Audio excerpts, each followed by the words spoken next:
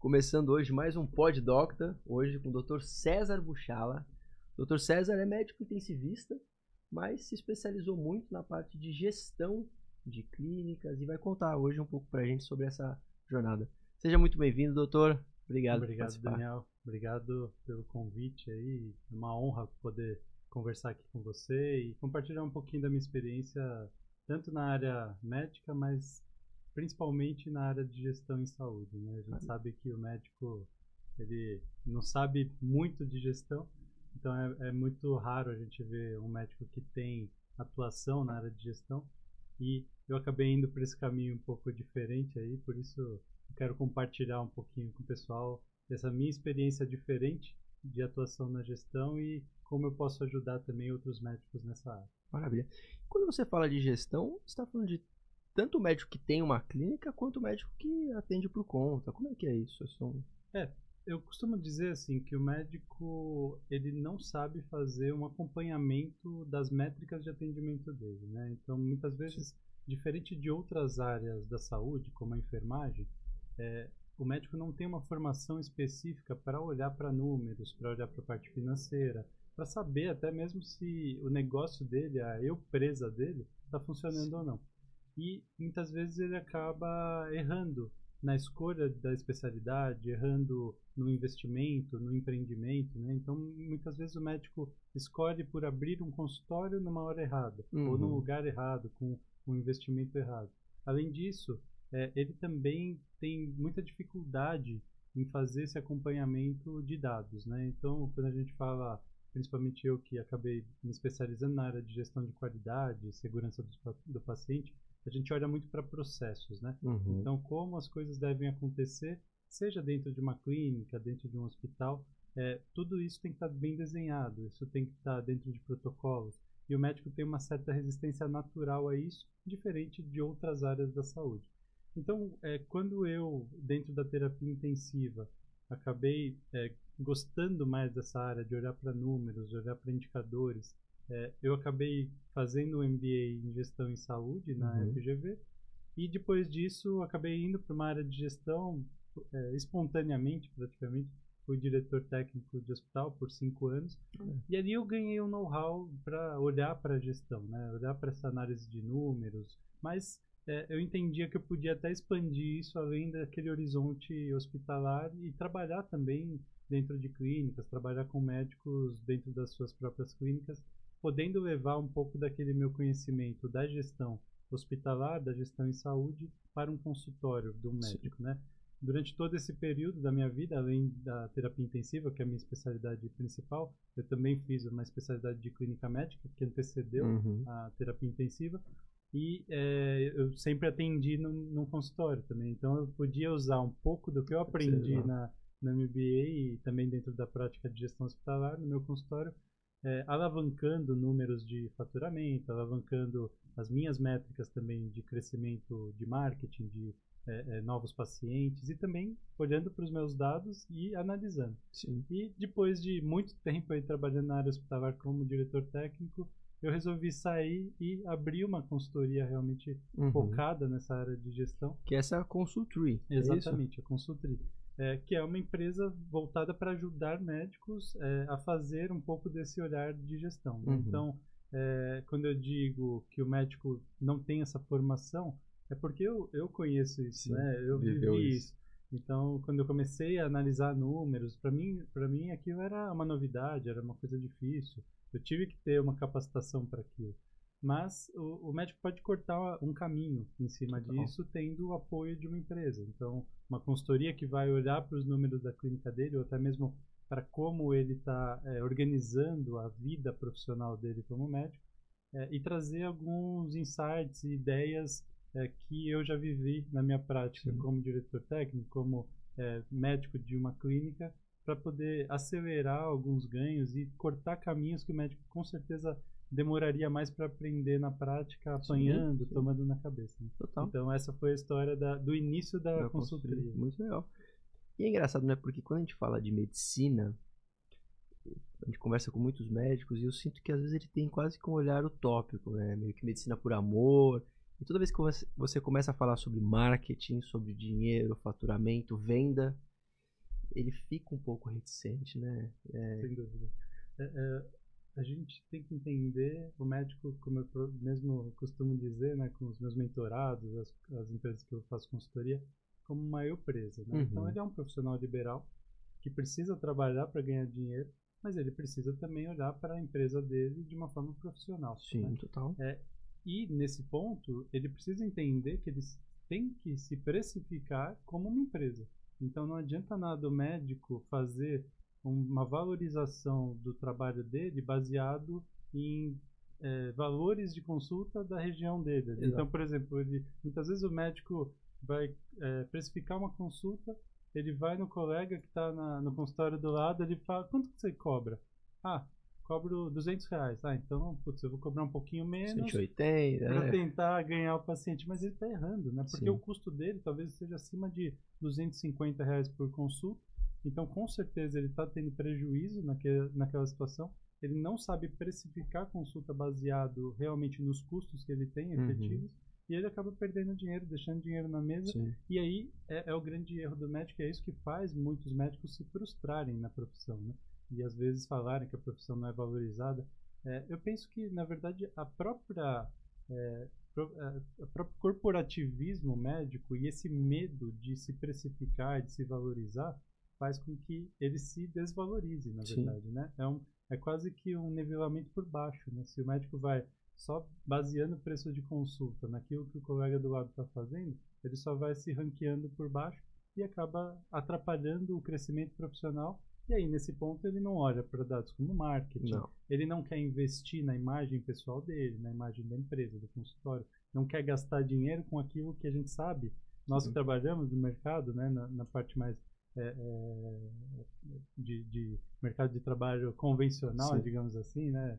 A gente sabe que essas são estratégias que são muito bem validadas, né?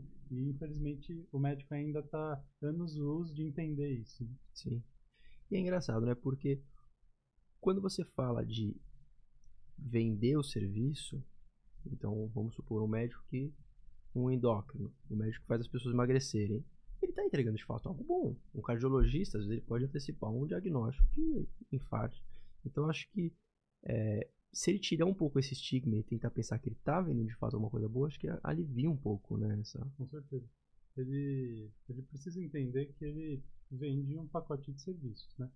Então, muitas vezes, ele não sabe nem delimitar exatamente o que são os serviços que ele vende, né? Nesse momento que nós, dentro de uma consultoria, tentamos também abrir um pouquinho o olho do médico para outras frentes de trabalho. Então, muitas vezes, você vai no consultório de um médico, de um endócrino, de um clínico, e vê que ele poderia estar fazendo um exame adicional para agregar valor na consulta dele. Então, um exame que ele pode fazer dentro do consultório, que ele vai ter um investimento de um equipamento, numa compra ou num aluguel, ele pode ter uma bioimpedância, por exemplo. E com essa bioimpedância, ele vai ter um plus no valor da consulta dele, que na verdade ele não vai estar enganando o paciente, não vai estar aumentando nada, ele só vai estar agregando um produto, um serviço ali dentro da consulta dele que é legítimo. Né? E uma comodidade, né? O paciente que vai ter que fazer uma bioimpedância. Que está no mesmo momento ali, ele vai conseguir fazer aquele... Já resolve.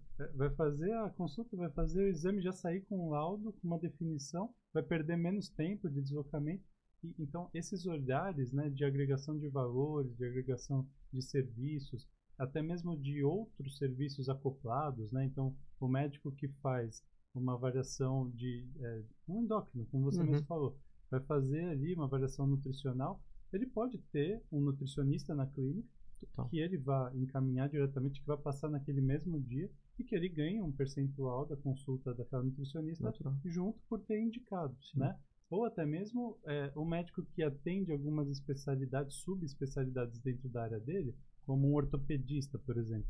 Ele pode atender a área de medicina esportiva, ele deve já atender no dia a dia dele muitos atletas ou atletas amadores que têm lesões, mas ele não enxerga a possibilidade dele vender e mostrar esse serviço dele de medicina esportiva, que é um serviço extremamente procurado hoje. O mercado hoje procura pelo esporte, né? Corrida de rua aumentou em 200%, 300% nos últimos anos, e ele pode vender isso como um diferencial e ele não enxerga isso. Então, são pequenos insights que a gente tenta levar para o médico com essa visão de negócios que eu acabei adquirindo com o tempo de experiência mesmo na área da saúde e que acabam acelerando a empresa dele, os ganhos e também trazendo mais faturamento, que é o que todo mundo quer. Ótimo, é isso.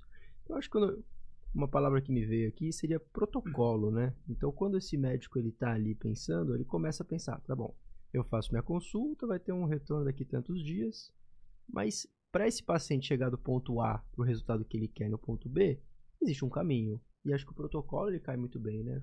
Muito, muito.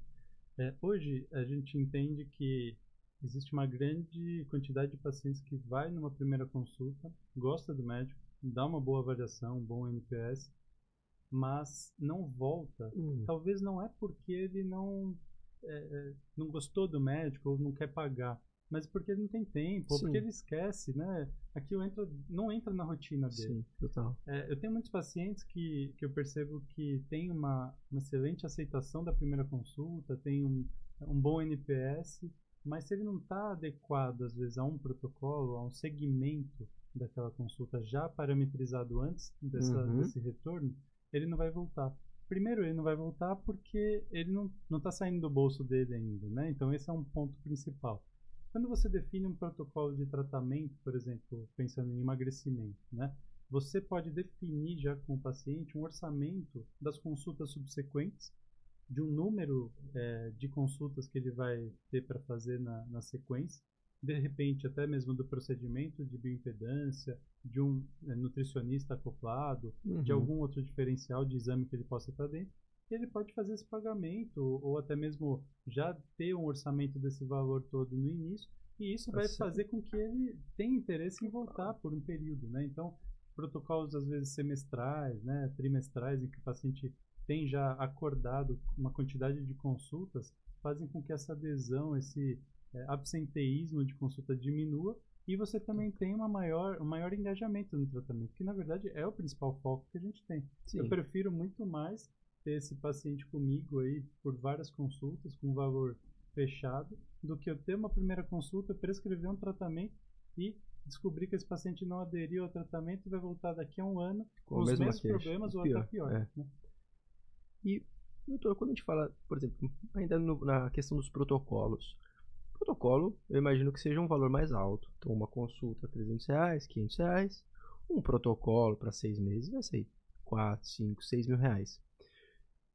Quando você fala com os médicos, você indica ele mesmo dar o orçamento, já pega a maquininha, fica uma coisa meio...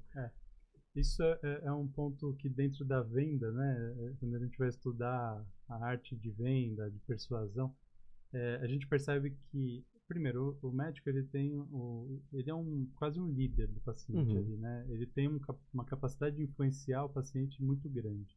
E também quando a gente vai estudar vendas, a gente sabe que aqueles primeiros minutos ali, aquele momento da venda, ele é essencial. Se você perder aquele timing, talvez você não vai conseguir, mesmo que seja minutos fora do consultório ali, na recepcionista, talvez ele não vai conseguir fazer essa venda do protocolo. Então, no momento que o médico está explicando o protocolo, é o momento ideal para ele fazer já um orçamento.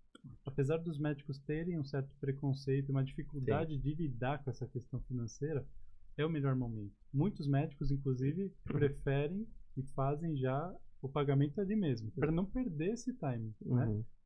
Eu entendo que o pagamento pode até ser feito fora, mas esse orçamento ali, aquela explicação, é o que você falou, né, gesticulando, escrever, desenhar, mostrar no papel, ou se você já tiver isso escrito, né, num documento já pré-escrito, quantas consultas vai durar, qual que vai ser o tempo de acompanhamento, quais são as metas, né, de acompanhamento, então o que é o objetivo com esse tratamento.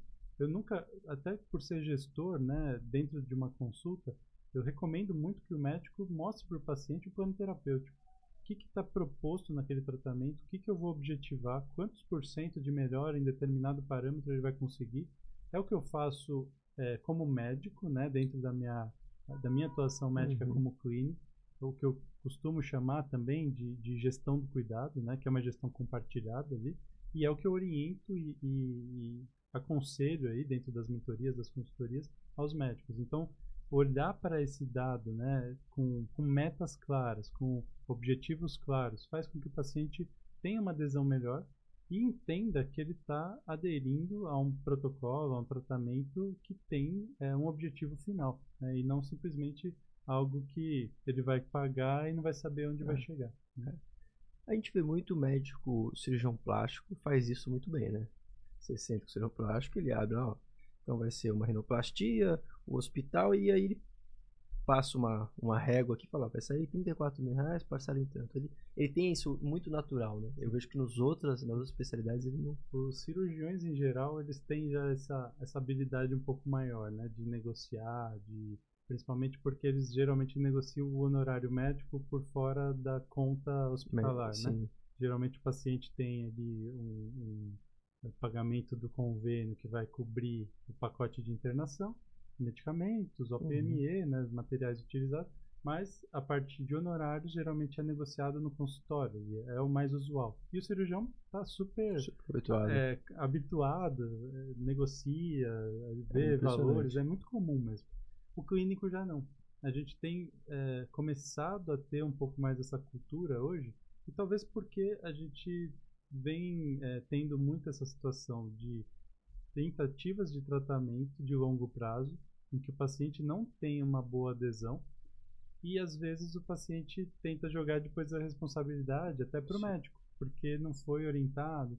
Mas quando o médico explica a necessidade de retornos periódicos, para ajuste de medicamento, eu acho que o exemplo melhor para a gente falar é o emagrecimento, porque você vai usar um análogo de GLP-1, como o Ozempic, né, a semaglutida, que está tão em voga aí, você vai passar para o paciente por um período de no mínimo 6 meses. E o paciente ele tem uma expectativa de que no primeiro mês ele vai resolver, ele vai voltar num retorno e já está resolvido. Não, ele vai precisar voltar de um em um mês, às vezes de 2 em 2 meses, para acompanhar isso. Ele vai precisar fazer bioimpedância periódica, ele vai precisar ter um acompanhamento periódico, e aí que o clínico talvez venha começando a entender que muitos deles perdem o acompanhamento no meio do caminho, ou porque eles não veem valor, né, no tratamento, ou porque realmente o engajamento promovido pelo médico não foi tão bom. Sim. Então, é uma mudança de rotina e de cultura que eu tento trazer também dentro das consultorias, e que os médicos clínicos precisam aprender muito com os cirurgiões, né? Total. O cirurgião ele já é um negociador, ele é um cara que tem mais essa cultura de negociação e de venda, né? Então, por isso que é importante essa preparação, porque eu sinto que muitos médicos eles não ofertam isso porque eles nem sabem. Ah, sim, eu tenho bioimpedância. Ah, sim, tem que fazer a aplicação do Ozempic aqui na clínica ou ajustar. Então, às vezes está aquilo meio que as ideias estão flutuando, mas nunca sentou para realmente colocar isso e criar. Esse é o pacote 1, esse é o pacote 2, esse é o pacote 3. Você pega esse médico pela mão e faz isso? Sem dúvida. Quando a gente pega na consultoria, então a primeira coisa, vou contar um pouquinho de como funciona, né? Então dentro da consultoria a gente faz uma análise diagnóstica, né? Então toda consultoria você vai entender aquele negócio no momento zero. Então eu vou analisar como andam os processos, eu vou olhar documentos, eu vou olhar para a estrutura física do consultório, da clínica, eu vou conversar com as pessoas, entrevistar recepcionistas, secretárias, o próprio médico, outros médicos que trabalhem lá, outras equipes operacionais, assistenciais. Eu vou analisar também a parte financeira. Então, como que esse médico está precificando? Como que está a saúde financeira, contábil? Eu vou analisar essa estrutura comercial. Então, esse cara tem rede social? Ele tem alguma campanha de marketing rodando, tráfego pago? Ele usa alguma rede social preferencialmente? Ele tem site? Ele está trazendo o paciente via WhatsApp, via telefone, canais de aquisição. Então a gente vai olhar todas as estruturas da clínica e vai trazer para o médico um diagnóstico. Um diagnóstico que a gente traz centrado numa ferramenta de gestão que é o PDSA, né? O PDSA é uma ferramenta de planejamento de melhorias que foi desenvolvida lá pelos japoneses na Toyota com o objetivo de melhorar processos na indústria automobilística, e que foi trazido para a saúde de uma forma excelente. A gente vê que o PDSA aplicado na saúde faz com que você tenha pequenas mudanças para enxergar se aquela pequena mudança gera ou não uma melhoria. Então é uma estratégia de projetos pilotos que te faz errar, corrigir rápido e e refazer aquilo para chegar no resultado que você quer. Então, o modelo que a gente traz para eles de diagnóstico, além de um relatório, é uma proposta de melhoria com métricas, né? Então, o que você tem de maior problema e o que a gente vai te ajudar a melhorar. Nesse ponto, a gente faz essa análise, um diagnóstico, senta com os médicos, faz uma apresentação dentro da clínica ou em outros lugares, e aí mostra para eles quais os planos de ação para você mudar isso. Então, você quer crescer 20% do seu faturamento, 30%, 40% do seu faturamento, e eu vou te ajudar nisso criando planos de ação. Para isso, você vai ter que criar protocolos de atendimento, você vai ter que melhorar o seu playbook comercial de vendas na recepção, sua recepcionista vai ter que ter um melhor script de conversa, você vai ter que investir em tráfego pago, você vai ter que ter uma rede social melhor, você vai ter que gravar vídeos bons, você vai ter que fazer o que a rede social procura hoje, né? Que é o vídeo, o Reels, e fazer realmente com que esse médico desenvolva essas ações. E aí, dentro da consultoria, que a gente sempre sugere um tempo mínimo de 6 meses, a gente vai acompanhando as ações e fazendo mudanças de rota, né? A todo momento, a depender dos resultados adquiridos. Né? Esse acompanhamento, ele é o quê? Mensal, semanal? A gente faz um acompanhamento praticamente semanal, né? A gente tem, hoje, metodologias muito baseadas na metodologia Lean, né? E dentro da metodologia Lean, a gente olha muito para diminuição de desperdício, mas também para acompanhamento periódico. Dentro desse acompanhamento periódico, o que a gente faz nas clínicas é um round diário. Então, é uma reunião chamada daily, ou a gente chama de tic-tac, porque é uma reunião rápida, de 15 minutos. E você participa? Eu participo, alguns consultores da minha empresa participam, a gente se divide aí dentro das consultorias que a gente presta. E nesses rounds, nessas reuniões diárias, a gente tem alguns parâmetros-chave ou gerenciamento diário, que a gente chama, que são dados que a gente vai dividir ali com o médico, né, e com a equipe operacional. Às vezes é a própria secretária, uma gerente da clínica que participa. Então, a quantidade de pacientes atendidos, número de leads que ele adquiriu pelo tráfego pago, vendas, né, de pacotes, de protocolos, de cirurgias, prospecções que ele eventualmente faça. Então, alguns dados essenciais ali para se discutir para ver dia a dia como isso está evoluindo.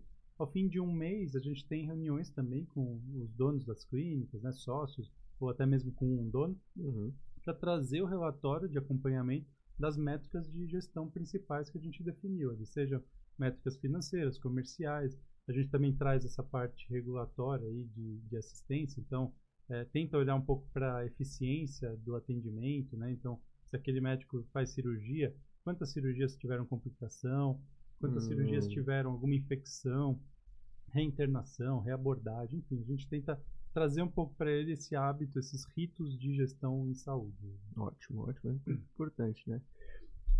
Aí a gente chega num ponto aqui que é a secretária. Eu acho que a secretária ela pode ser a peça fundamental de uma clínica, mas também pode ser a destruição. Né? Então, hoje quando a gente vê, normalmente o lead cai, o paciente entra em contato no WhatsApp da secretária, e dos médicos que eu conheço, 90% é uma demora em responder, uma resposta superficial, quase que sem paciência. É muito doido isso. Né?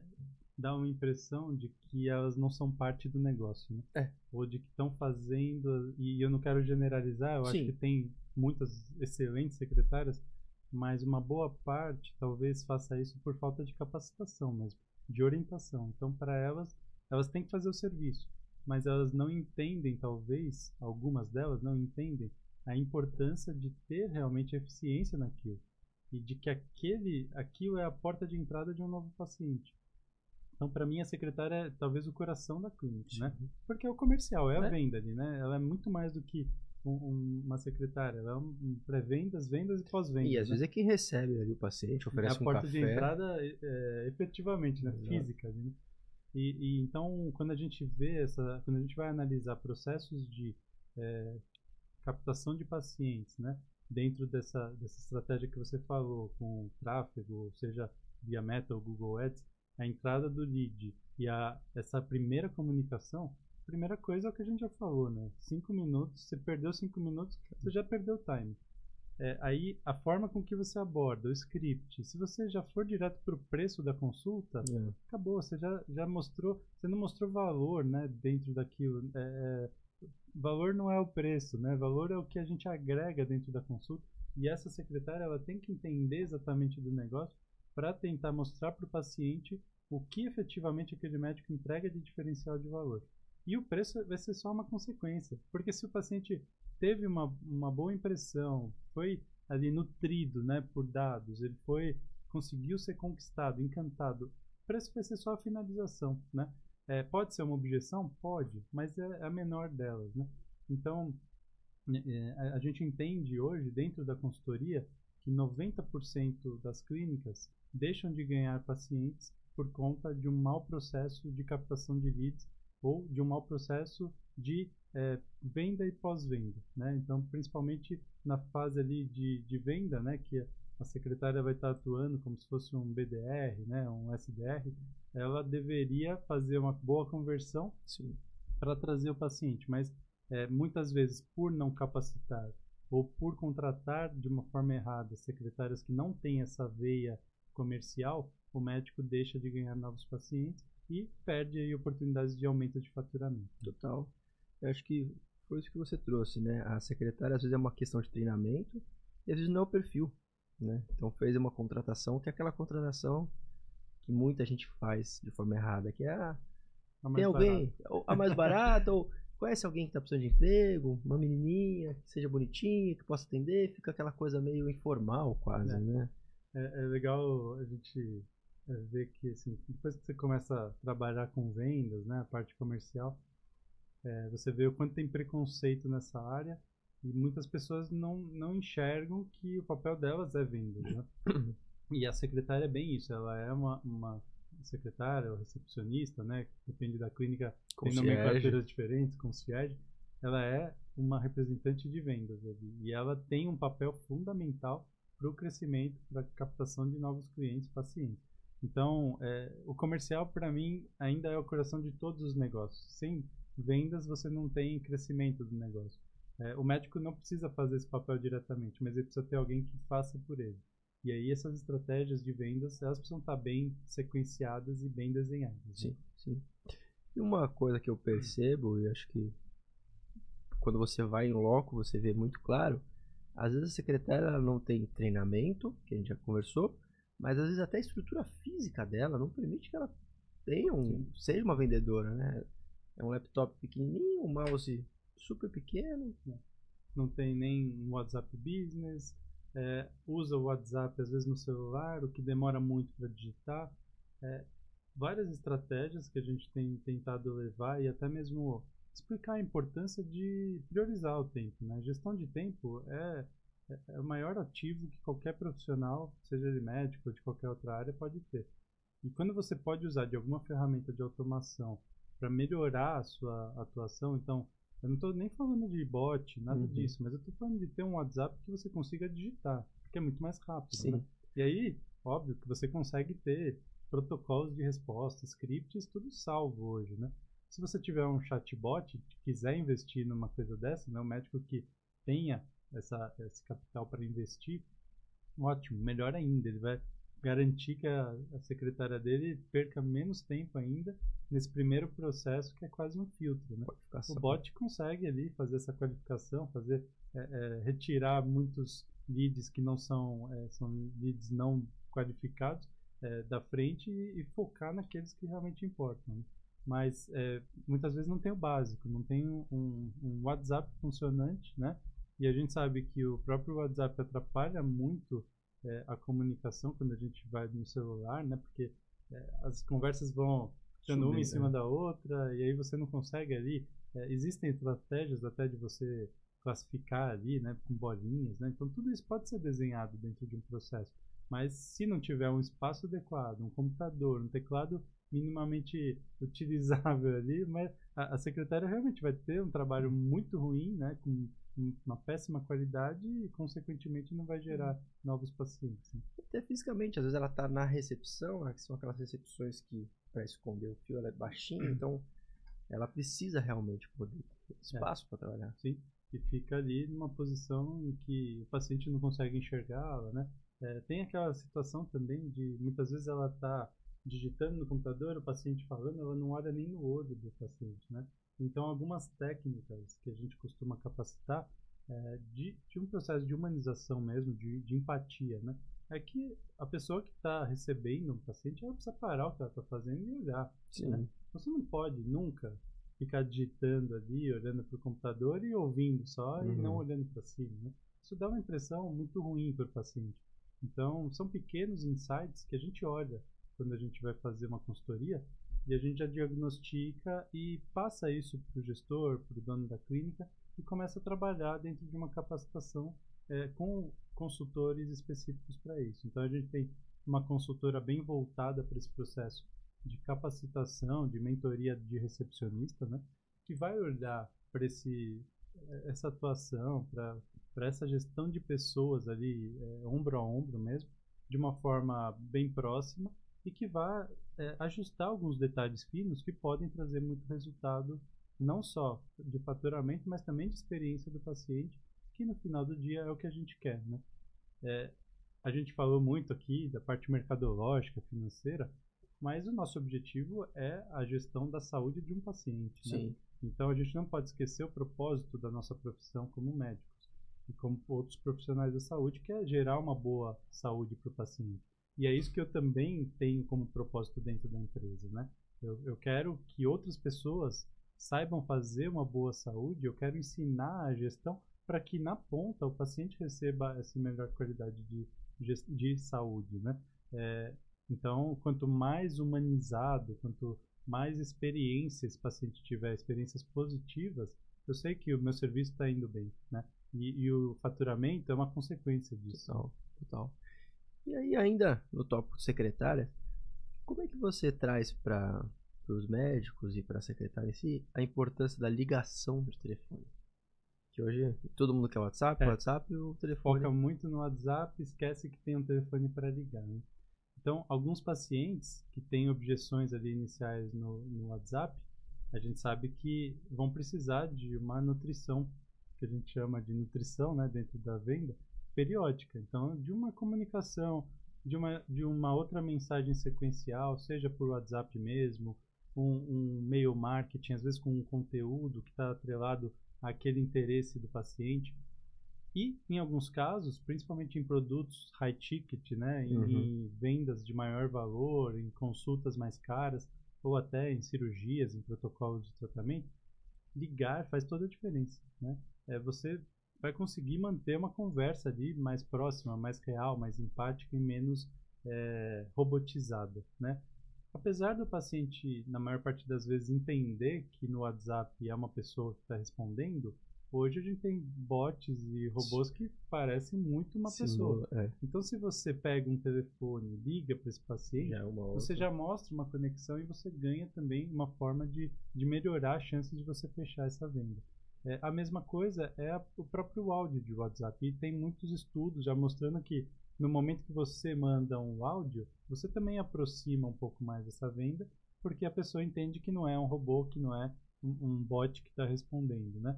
Então, eu ainda vejo muito espaço para ligação. E quando a gente está falando já de uma pessoa, de um lead que já entrou e você já começou uma comunicação, é aquela sequência de ligação que já não é mais um lead frio, né? Um lead morno, né? Então, a gente já pode conectar com ele com uma facilidade maior dele atender. É diferente de eu pegar um telefone agora e numa lista de pacientes ali, de telefones e ligar a frio, né? E provavelmente essa pessoa não vai atender, né? A gente, se receber uma ligação de um número que a gente não conhece, a gente não atende. Agora, se já iniciou-se uma comunicação via WhatsApp ou via algum outro canal em que a pessoa vai identificar que a ligação vem da clínica, essa ligação é muito importante em alguns casos. Tanto para a venda quanto para o pós-venda. E eu acho que aí no pós-venda entra ainda uma parte ainda mais empática, de conexão, que eu faço com os meus pacientes. Essa parte eu prefiro não delegar até, eu prefiro eu como médico fazer, e que eu oriento também os médicos de fazerem, que é, puxa, você fez um tratamento, ou fez uma cirurgia, ou teve alguma questão mais importante que você precisa ter um follow-up, um acompanhamento desse paciente, liga para ele, né? manda uma mensagem para saber se ele pode atender e liga. Nesse momento, puxa, a experiência do paciente bate no 100 Sim. ali, né, facilmente. Ele se sente acolhido, ele sente confiança. Por pior médico que seja, se ele tiver essa comunicação, ele já vai ganhar pontos com esse paciente, né? Então, é muito importante ter isso. Minha carreira inteira eu sempre fiz isso e recomendo muito que o médico tenha essa comunicação por telefone e, infelizmente, a gente está perdendo um pouco disso, né? Tem médico que eu acho que tem gente recém-formada agora que eu acho que não vai nem saber digitar o telefone ali, né? Só vai saber se partir do número de algum lugar. Então, é algo que a gente precisa, sim, manter como algo essencial dentro do processo de pós-venda, principalmente. E pensando aqui, para isso acontecer, então, eu sou um médico, eu tenho minha rotina, para eu conseguir ligar para um paciente que acabou de fazer uma cirurgia, ou que acabou de, sei lá, passar 3 meses que veio, eu quero conversar com ele para saber como é que está indo o progresso, ele tem que se basear em algum sistema. Isso não tem como ele ter uma agendinha e lembrar de tudo isso. Então, vocês implementam o sistema também? A gente tem muito um olhar assim para qual tipo de sistema o médico usa. Nem todos hoje usam um prontuário eletrônico, mas eu vou te dizer que 99% das clínicas já utilizam, né? Hoje, inclusive, eu almocei com uma clínica que a gente está com 2 médicas de uma clínica que a gente está conversando, que tem um prontuário totalmente físico, por um motivo. Um dos médicos, que é um dos fundadores, não é muito idoso e tem dificuldade de usar um prontuário. É até compreensível, Total. né? Mas, tirando essa clínica, eu vou te dizer que o restante todas têm. Dentro dos prontuários digitais, da maior parte deles, eles já funcionam hoje como ERPs, né? Que são sistemas informatizados em que você tem ali cadastro do paciente, que você tem dados das consultas, perfil epidemiológico, idade, local, a rua onde a pessoa mora, telefone. Então, dados de cadastro como de um CRM, né? De um sistema de CRM. Então, o médico pode e a secretária podem usufruir disso como uma estratégia de automatizar esse processo de contato. Então, da própria ferramenta, ele pode disparar mensagem. Hoje, a Doctoralha, por exemplo, que é um dos maiores prontuários digitais do Brasil, tem uma parte só de CRM em que você consegue disparar mensagens automáticas por e-mail e por WhatsApp com campanhas.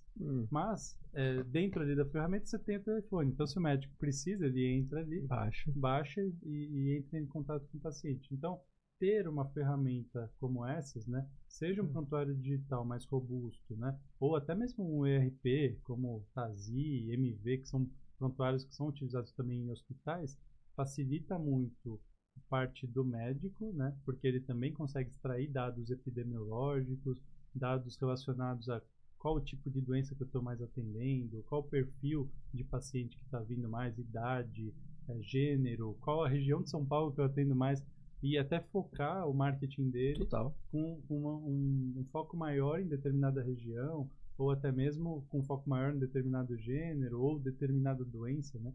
Então ele ajuda muito a guiar as estratégias também de marketing do médico, né? Ótimo. E aí a gente tem a seguinte questão. O médico ele pode ter o melhor sistema do mundo, todas as ferramentas, mas se ele não tiver uma rotina de 10 da manhã eu vou parar e vou ligar para todo mundo que veio ontem, ou para todo mundo que vai vir amanhã. Acho que é isso, né? A gente já falou muito de gestão de tempo, né? E se o médico não colocar uma rotina, primeiro, ele vai gastar tempo que é precioso e que é muito caro, né? A hora de trabalho do médico é muito caro, e talvez ele esqueça, né? Esse é o principal ponto. Se o médico também não entende que esse momento de comunicação tem que estar precificado, né? Ele também vai perder dinheiro. Sim. Então, quando a gente faz consultoria para pediatras, existe uma questão muito interessante hoje. A pediatria hoje é praticamente uma especialidade 24/7. Total. Né? Então, o pediatra ele é disponível e a maior parte deles se deixa muito disponível via WhatsApp. Se ele não passar para o paciente uma rotina real de quando ele está disponível, ele vai ser acionado a todo momento. E muitos pediatras perdem, às vezes, 4, 5 horas do dia só respondendo o WhatsApp. Eles estão perdendo horas de trabalho, horas de novas consultas com o WhatsApp, que são consultas ali, né? Se a gente pensar, é uma teleconsulta, é uma telemedicina. Ele poderia usar esse momento como uma nova consulta. Então, ele tem que criar regras e barreiras junto ao paciente para, olha, você pode me contatar para determinadas situações. Outras situações, eu vou precisar conversar com vocês oficialmente por uma ferramenta de telemedicina ou presencialmente. Isso já deixa também o médico um pouco mais, não só embasado do ponto de vista regulatório, né, porque ele não pode prescrever ali pelo WhatsApp. O WhatsApp não é uma ferramenta oficial de telemedicina. Então, ele fica mais eticamente embasado e respaldado, né, mas também traz para ele uma noção de quantos pacientes ele está atendendo por dia nessa modalidade, né? Então, se ele não precifica esse tempo que ele tem de WhatsApp, essas horas que ele gasta por dia, talvez ele também esteja deixando dinheiro na mesa, né? Ou cobrar isso, né? Aí volta lá pro protocolo. Então, ó, minha consulta é 300, mas pra você ter meu WhatsApp acesso irrestrito é 700. Exato. É uma consultoria ali, né? Na verdade, ele está deixando à vontade tantas horas do dia que ele está deixando de ganhar dinheiro. Total. Porque eu uso, assim, tô com um filho de 3 anos. Sim. Deu febre, deu coisa. Doutor, E assim, para situações pontuais, tá tudo bem. Agora, chega um momento que você tem um volume tão grande de pacientes que esse seu uso de pontual, todo mundo, em 1000 pacientes num dia, né, você vai perder muitas horas. Então, isso também tem que estar na conta do médico. Eu tenho começado a ver isso com muita frequência com pediatras que ficam angustiados até, né? Putz, como que eu faço isso? Como que eu vou passar essa precificação? Mas ele pode, ele não está eticamente errando se ele colocar uma barreira para isso. Inclusive, ele pode ser acessado numa situação de urgência, mas não por WhatsApp, por telefone, né? Já reduz. Reduz muito, porque, e realmente é importante, né? Porque o WhatsApp, se a gente for pensar, nem sempre você vai estar acessível ali, nem sempre você vai ver. Se for uma emergência, você tem que ligar, né?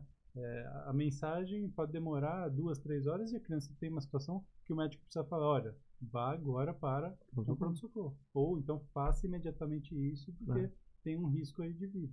Então a ligação nessa situação é primordial, né? E a pediatra, ela pode colocar uma outra pessoa para fazer esse suporte, vamos pensar assim? Uma enfermeira ou às vezes até uma pediatra mais iniciante? Inclusive, existem estratégias de triagem e a gente chama isso de teletriagem, né? Então, durante a pandemia a gente viveu muito isso, né? Principalmente alguns pronto-socorros com o uso da telemedicina dentro da triagem. Então, você pode ter um enfermeiro fazendo uma triagem. Muitos planos de saúde acabaram implantando isso para diminuir a ida do paciente a um pronto-socorro desnecessariamente. E fazendo ali uma triagem do que são os sintomas e de se efetivamente aquilo precisa passar por um médico ou se pode ser resolvido de outra forma. Fora do Brasil, inclusive, na Alemanha, os pacientes têm isso meio que como uma regra antes de ir para a consulta médica, né? Então, por muitas situações, o paciente liga para um sistema de teletriagem em que o enfermeiro vai fazer uma análise, vai conversar com ele e depois vai definir, vá para o hospital ou não vá para o hospital, tome uma dipirona. E hoje o próprio SAMU faz isso quando quando o paciente liga para o 192, né? Então, se é uma situação de emergência, o socorrista do SAMU, que é um médico regulador ali que está que recebe a ligação, ele vai perguntar o que está acontecendo, para tentar identificar qual que é o problema. Porque se é uma parada cardiorrespiratória, o SAMU tem o tempo mínimo para chegar ali, a emergência máxima deles. Então, essas estratégias já acontecem, né? E para o pediatra isso pode sim acontecer através de uma teletriagem, seja como enfermeira ou com outro médico que poderia estar aí como um plantonista, né? Para ajudar esse médico. Mas também poderia ser, inclusive, cobrado, né? De alguma forma. Legal.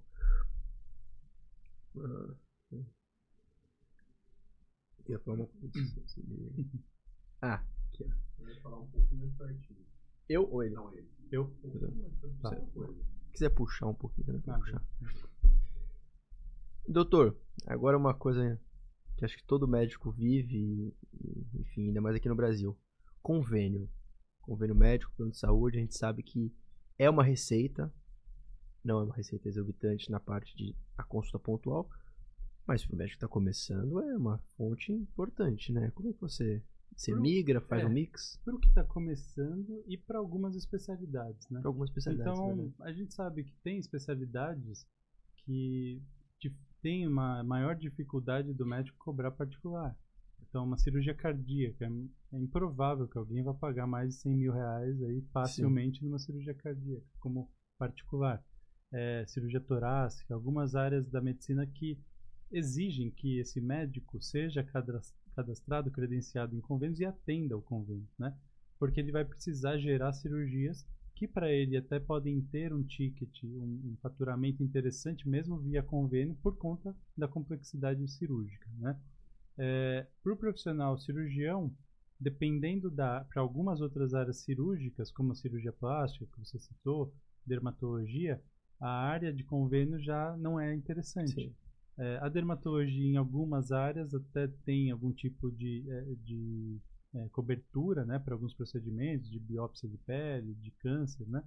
Mas a cirurgia plástica, menos ainda, né, porque são áreas mais estéticas, né? A plástica até tem áreas reparadoras, também câncer de pele, mas esses profissionais, eles acabam fugindo mais do convênio, mesmo no início de carreira, né?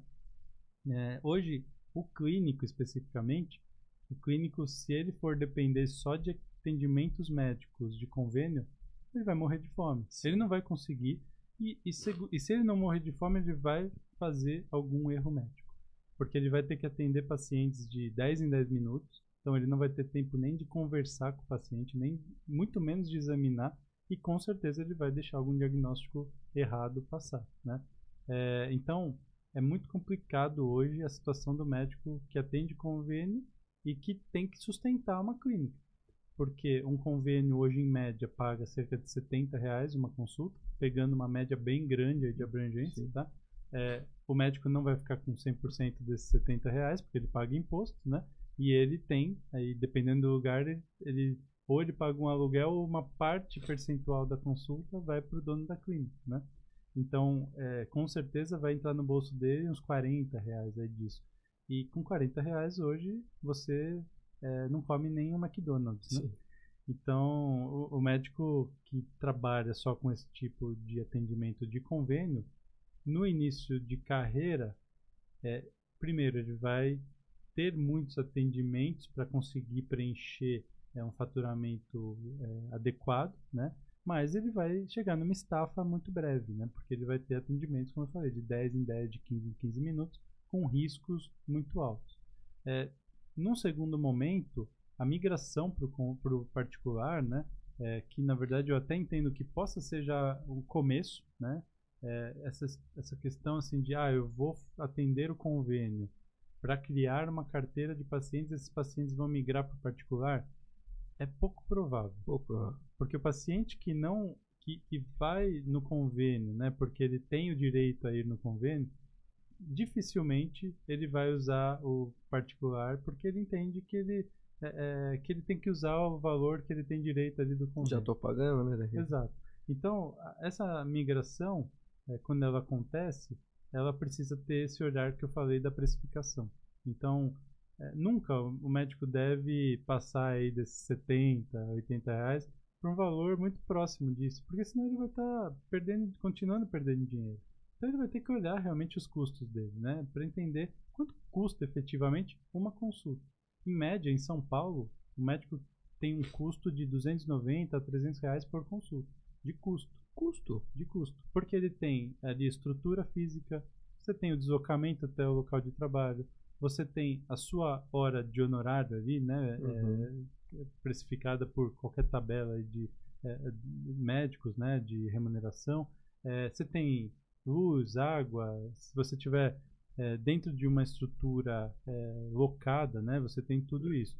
Se você tiver numa estrutura como a Livance, por exemplo, que são consultórios como pay-per-use, né, você tem um valor fixo ali, como um coworking, né, mensal, e um valor de minutagem que você paga por minuto de uso, Sim. né? Mesmo dentro de um coworking, ali o seu custo pode ser até um pouquinho menor, talvez por volta de 150, R$ 200, mas você tem um custo por consulta que não é tão baixo, né? Então, é difícil hoje acreditar que o médico que só vive de consultas vai conseguir atender convênio e se sustentar. Ele vai ter que ter outra fonte de renda. Então, se a única fonte de renda dele é o atendimento de consultas de convênio, ele vai acabar nessa situação que eu te falei, de atender 50 pacientes por dia, a um tempo de 10, 15 minutos, e daqui a 3 anos ele vai estar em burnout ou com um processo ético profissional no CREMESP. São as duas saídas que vão acontecer para esse médico. Muito doido isso.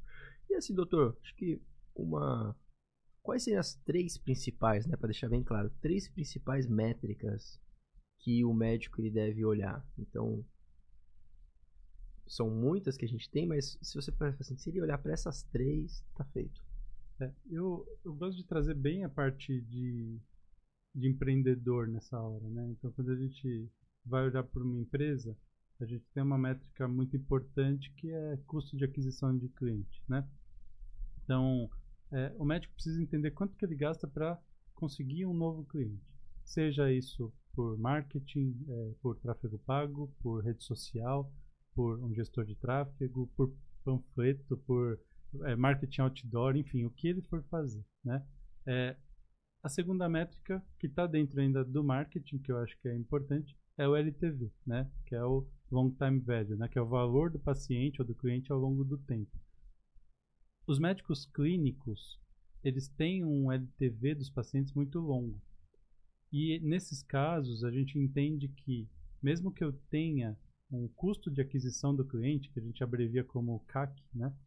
Muito alto, eu vou ter esse paciente voltando comigo 2, 3 vezes por ano, com uma consulta boa, né, com uma boa precificação, que às vezes vão fazer procedimentos. Se eu tiver uma clínica com outras especialidades, eles podem girar dentro da clínica e passar por outros pacientes, por outros médicos também.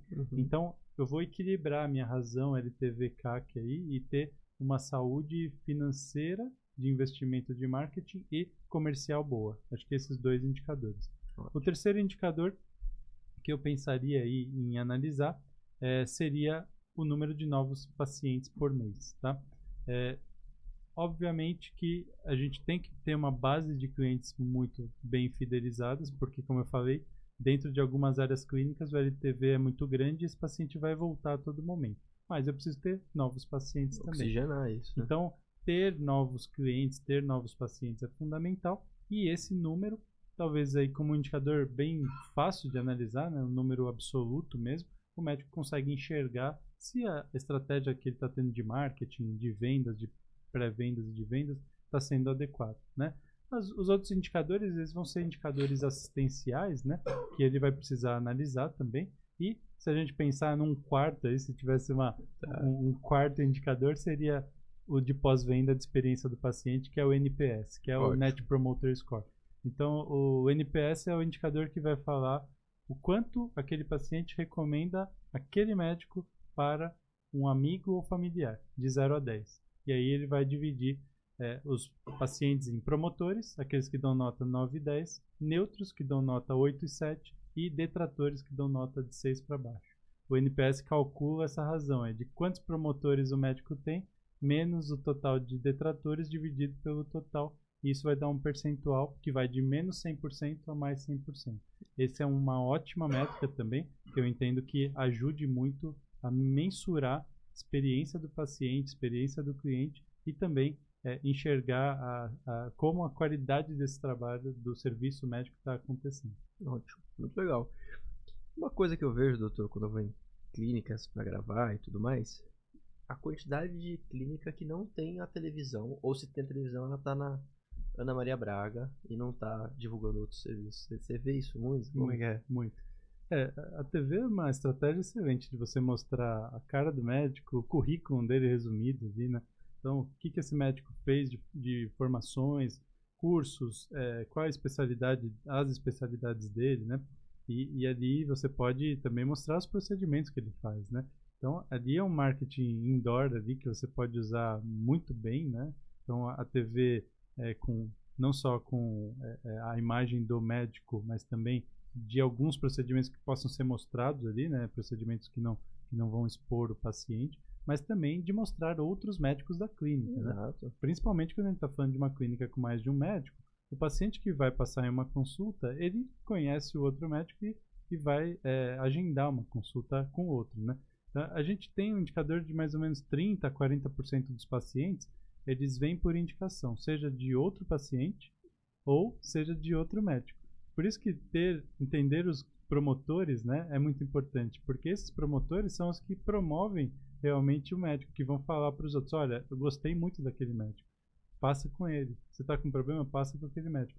E o próprio paciente, quando vê dentro do consultório que tem outros médicos que são da confiança do corpo clínico, ali, né, que o próprio médico indica, também podem agendar. Então, é uma estratégia que a clínica deve usar e abusar.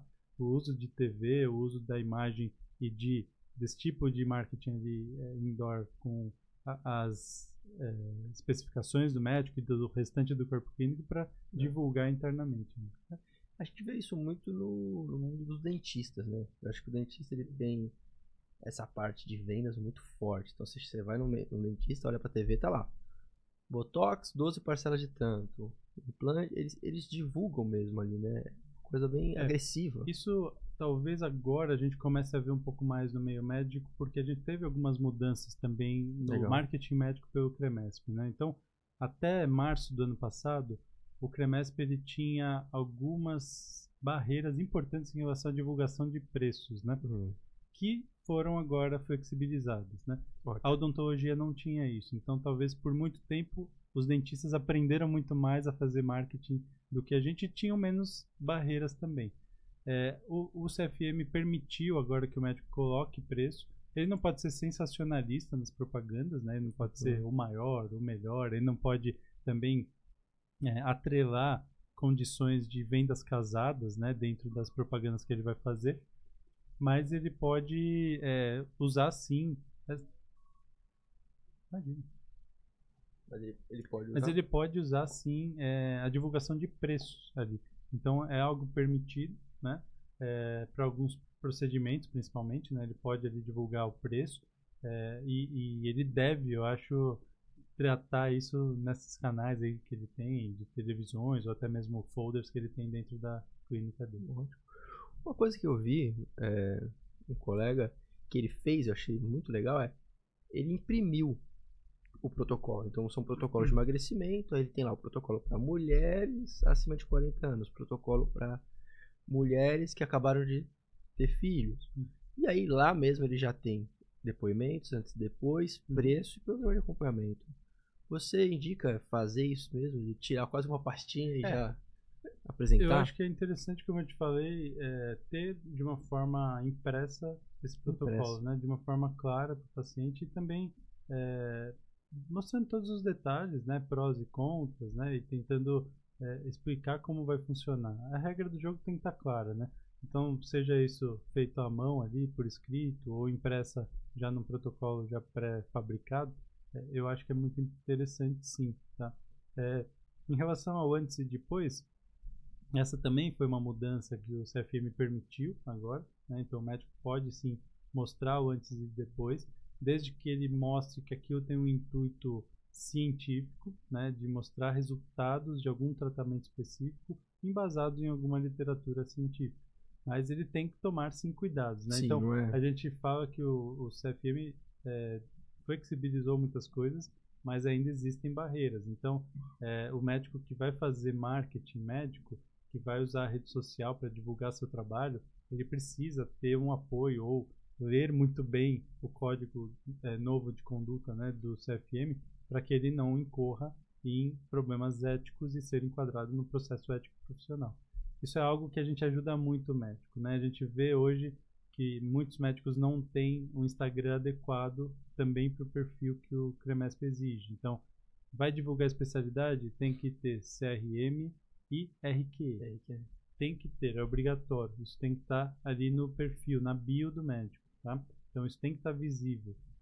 você não pode, como eu falei, ser sensacionalista, você não pode fazer venda casada. Então tem muitas coisas ainda que são importantes e que tem muitos médicos tomando processo ético profissional e até mesmo sendo autuados aí pelo CREMESP por conta de inadequações em marketing médico. Então é algo que a gente tem trabalhado também com os nossos clientes, esse olhar para como fazer adequadamente. E quando a gente também trabalha a gestão de mídia social desse médico, a gente usa os preceitos do CFM para isso. Doutor, encerrando aqui, e eu acho que seria legal você dar um recado para o médico, e que é o que eu vejo hoje. É aquele médico que ele está sobrecarregado, está de fato estafado, ele acaba sendo gestor porque a vida, uma necessidade, ele está ali naquela cadeira, e ele não tem prática de gestão no dia a dia dele, e no final do dia, eu ouvi até isso outro dia, ele vira um balcão de tirar dúvidas. Se a secretária tem dúvida de como é que mexe no sistema, pergunta para ele. Se a mocinha da Copa tem dúvida de como é que mexe na máquina do café, chama ele. Arrumar a impressora, chama ele. E ele não sai desse loop, ele tá sempre patinando. Às vezes tá até fazendo um dinheirinho, mas muito longe do que eu poderia. Que é um recado que você... a gente, como médico, tem que entender a nossa limitação para algumas questões da área da gestão, né? A gente tem que entender a necessidade que a gente tem de ajuda também. E uma consultoria, ela é um atalho, como eu disse. É você ter pessoas que já passaram por aquilo, que já sofreram com aqueles problemas e que já resolveram aqueles problemas por métodos mais adequados. Quando você pode contar com o apoio de um time que vai te ajudar nessas situações e vai te fazer encurtar caminho, você é mais eficiente, porque você consegue dedicar mais tempo para o seu trabalho médico, onde você é o melhor profissional, onde você fatura mais e você perde menos tempo com esse tipo de trabalho que, na verdade, é mais reativo, de quase apagar incêndio, né? De ficar resolvendo problemas o dia inteiro com a sua secretária, de ficar resolvendo problemas por processos que não estão desenhados e que poderiam já ter sido resolvidos se tivesse uma barreira ou uma automação, e acaba perdendo a oportunidade de fazer uma cirurgia, de fazer uma nova consulta e de focar, às vezes, até num conhecimento maior médico numa determinada área, num curso, numa especialização que vai te promover mais faturamento. Então, peça ajuda, tenha essa humildade aí de entender que a consultoria é, na verdade, um processo de shortcut, né? É um atalho em que você vai conseguir chegar a um resultado mais eficiente com a ajuda de pessoas que já fizeram aquilo, que têm track record, que sabem onde você está errando e que vão conseguir te dar um caminho mais rápido e mais eficiente. Maravilha. Ótimo. Obrigado, Daniel. pela participação. Valeu.